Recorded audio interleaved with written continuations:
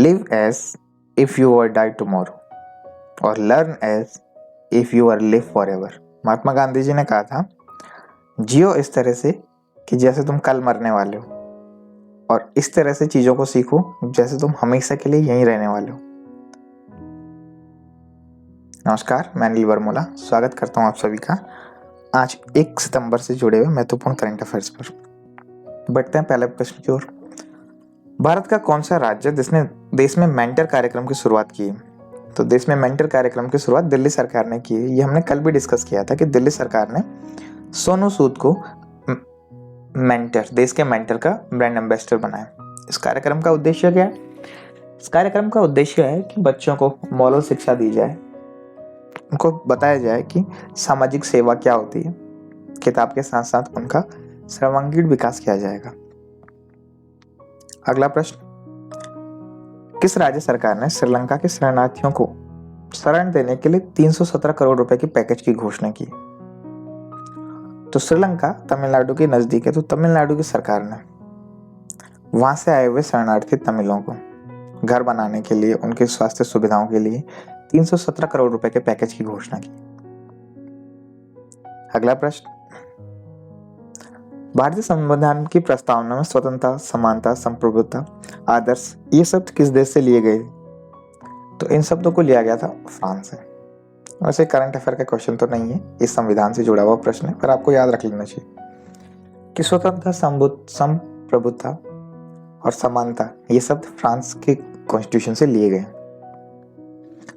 भारत स्वास्थ्य मंत्रालय ने हाल ही में एक रिपोर्ट जारी की और बताया कि कितने प्रतिशत लोगों को कोविड-19 की कम से कम एक डोज लग चुकी है।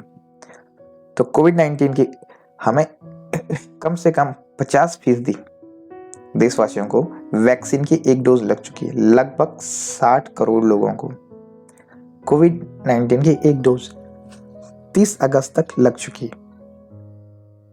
अगला प्रश्न, वैज्ञानिकों के मुताबिक जिस एस्टेरॉइड से डायनासोर का अंत हुआ उस एस्टेरॉइड का नाम क्या है? उन्होंने अभी खोजा है उस एस्टेरॉइड।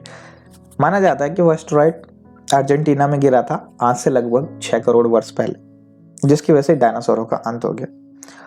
वो पत्थर, या कह सकते हैं वो पूरी की पूरी चट्टान, जो लगभग 6 मील 10 किलोमीटर लंबी चट्टान है, उसका नाम रखा गया चिकसुलव प्रभावक। ये वो एस्टेरॉइड है जिसकी वजह से डायनासोरों का अंत हो गया था, और ये एस्टेरॉइड मैक्सिको में मिला है, मैक्सिको के समीप मिला है। एस्टेरॉइड तो नहीं है, ये बहुत ही बड़ी चट्टान है जिसकी लंबाई लगभग 10 किलोमीटर है। क्वेश्चन नंबर 6, राष्ट्रीय शिक्षा नीति को लागू करने वाला दूसरा राज्य? मध्य प्रदेश। पहला राज्य कौन है? कर्नाटक। और दूसरा राज्य मध्य प्रदेश। मध्य प्रदेश के चीफ मिनिस्टर शिवराज सिंह चौहान। राजधानी कमेंट बॉक्स में लिखो आप। क्वेश्चन नंबर 7, किस केंद्र शासित प्रदेश ने फिल्म नीति 2021 के लिए कार्यान्वयन को अपनी मंजूरी दे दी? तो